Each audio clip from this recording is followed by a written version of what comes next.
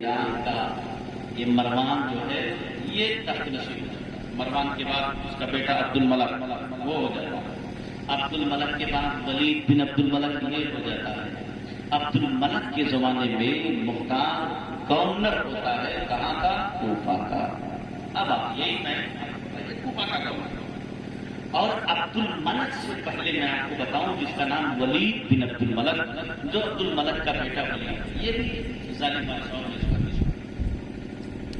हजरत इमाम ज़ैनुल को उसने कैद बना दिया था, कैदी बना दिया था। हजरत इमाम ज़ुहरी उसको बयान फरमाते हैं। इमाम ज़ुहरी बड़े पाए के इमाम और हजरत इमाम ज़ैनुल करबला में आपने देखा कि हाथों में हथकड़ियां थी, पाँव में बेड़ियां थी। आपने ये राज वहां खोला किससे? इमाम ज़ुहरी से।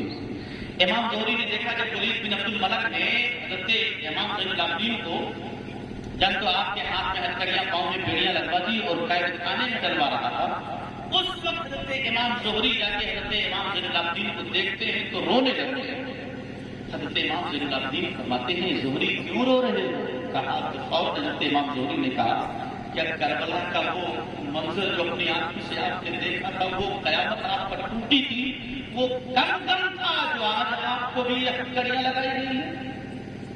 आज आपको हथकड़ियां लगाई गई है, इसलिए मैं रो रहा हूं। इतना गम देख कर आए फिर भी कैसे हिम्मत हुई कि आपको हथकड़ी लगा दी गई? हजरत इमाम ज़ैनुल ने क्या कहा?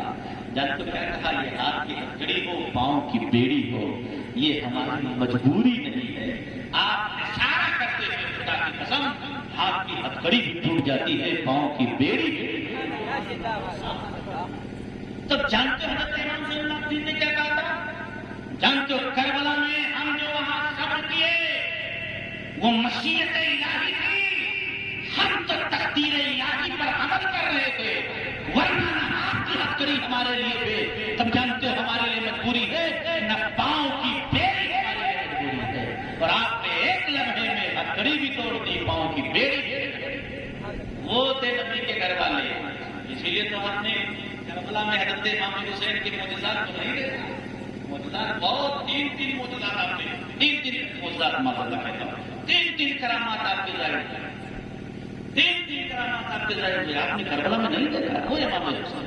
तो मेरा कहने का मतलब ये था कि मुख्तार ने कूफा पे तसल्लुत हासिल कर लिया बस।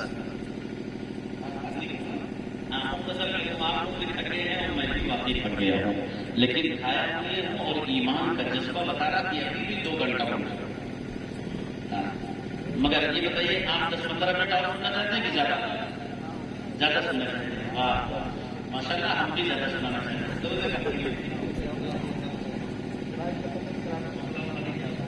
मुख्तार ने यही ऐलान किया था कि ऐसे शख्स को मैं कत्ल करूंगा जिससे अल्लाह राजी हो, उसका महबूब राजी हो।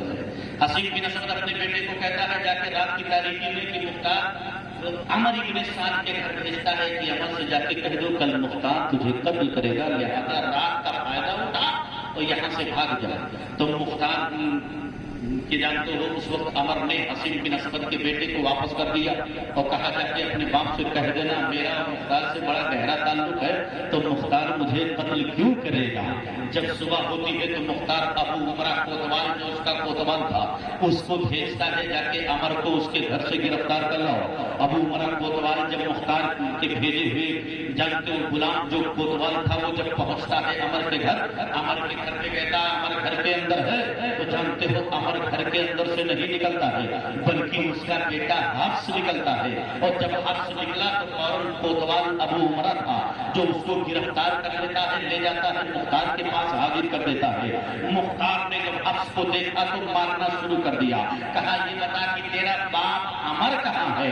कहा मेरा बाप खिलवत नशी हो गया है, मेरा बाप गोशा नशी हो गया है, मेरा बाप अल्लाह अल्लाह कर रहा है। उस वक्त मुख्तार गुस्से में कहता है मर्दो कहाँ गई वो रहे कि गवर्नरी तेरे बाप को नहीं चाहिए? जब हुसैन का मार का सर करने के लिए तेरा बाप पहुंच गया था, उस वक्त तेरे बाप को छुप जाना चाहिए था, उस वक्त तेरे बाप को अल्लाह अल्लाह करनी चाहिए थी, उस वक्त तेरे बाप को गोशा नशी हो जाना चाहिए था। और को कैद खाने में डलवा देता है, फिर अबू उमरा कोतवाल को भेजता है जाके उसके गर्दन को काट लाओ।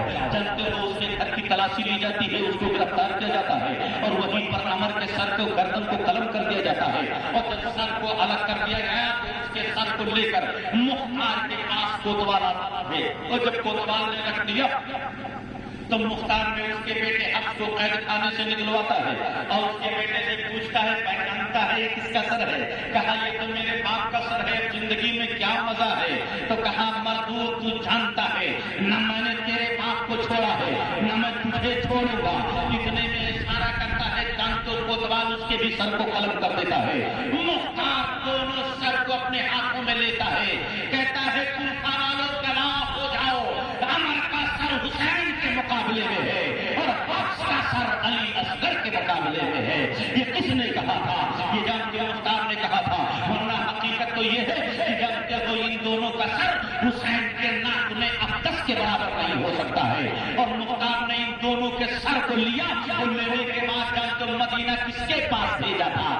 یہ جانتے ہو یہ وہی محمد بن حنفیہ کے پاس بھیجا تھا، یہ بتانے کے لیے جس مشن کی خاطر مجھے کوفہ پر بیٹھایا گیا وہ میں نے مشن چالو کر دیا ہے۔ اور جانتے ہیں مختار نے کہا جاؤ مردود کولی کو پکڑ لاؤ، وہ کون کولی ہے اور اس کی بیوی کون ہے؟ آپ دیکھو گے تو ایمان تازہ ہو جائے گا۔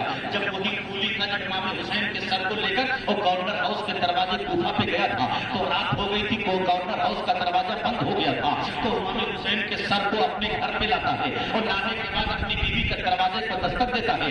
بیوی پوچھتی ہے کون؟ کہا میں تیرا شوہر کولی ہوں۔ کہا آج دنیا میں سب سے قیمتی تحفہ میں تیرے پاس لایا ہوں، دنیا کا سب سے قیمتی تحفہ تیرے پاس لایا ہوں۔ بیوی دروازہ کھولتی ہے تو حسین کے سر کو کہتا لے تیرے قدموں میں ڈال دیتا ہوں۔ کہا کیا ہے؟ کہا یہ حسین ابن علی کا سر ہے۔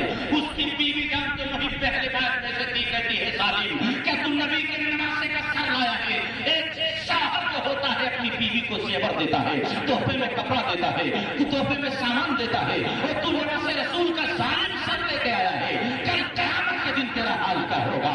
بیوی کو بلاتا ہے، شباسی رات گزارنے کے لیے اپنے قریب بلاتا ہے، ہم بستری کے لیے اس کی بیوی انکار کر دیتی ہے، کہتی ہے جب تیرا تعلق نواسے رسول سے نہیں رہا تو تیرا میرا بھی رشتہ نہیں رہا۔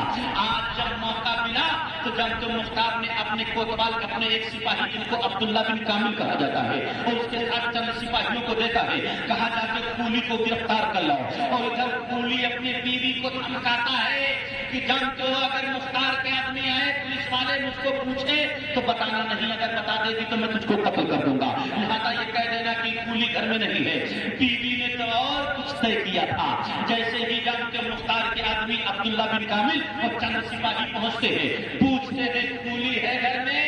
تو جانتے اس کی بیوی کہتی ہے نا کولی گھر میں نہیں ہے۔ کہا کہاں ہے؟ کہا پتا نہیں ہے، زبان سے زور سے کہتی ہے مگر ہاتھ سے اشارہ کر دیتی ہے اسی کوٹھری میں چھپا ہوا ہے، اشارہ کر دیتی ہے، زبان سے کہتی ہے نہیں ہے مگر ہاتھ سے اشارہ کرتی ہے اسی کوٹھری میں چھپا ہوا ہے۔ جب تو اس کمرے کی تلاشی لی جاتی ہے، بغل میں ایک ٹوکرا رکھا ہوا تھا جس کو ہم اپنی زبان میں جھوا کہتے ہیں، اسی کو اپنے نیچے یہ بند کیے ہوئے تھا، چھپائے ہوئے تھا۔ کولی کو پکڑا جاتا ہے، اس مردود کو کوفہ کے پیچھے چوراہے پہ لے جایا جاتا ہے، ہاتھ پیر سر قلم کر دیا جاتا ہے، اس ٹوکرے میں رکھ دیا جاتا ہے۔ مختار وہاں سے آتا ہے گورنر ہاؤس سے اور چوراہے پر اس کو جلا دیا جاتا ہے، جب تک وہ چلتا رہتا ہے مختار کہتا ہے کہ لوگوں تم نام دو میں قتل کروں گا اور ایک ایک یزیدی کو میں چھوڑوں۔ اب اللہ لگا بہت سارے لوگوں کو قتل کیا مگر ایک آدمی کا تمہیں سنا دو، ظلم تو ظلم ہے، بڑھتا ہے تمہیں جاتا ہے، اور خون تو خون ہے، گرتا ہے تو جب جاتا ہے۔ سن 61 ہجری میں امام حسین اور سن 67 ہجری میں اسی عبید اللہ ابن زیاد کی باری ہے۔ سن 67 کون سا دن؟ عاشورہ کا دن۔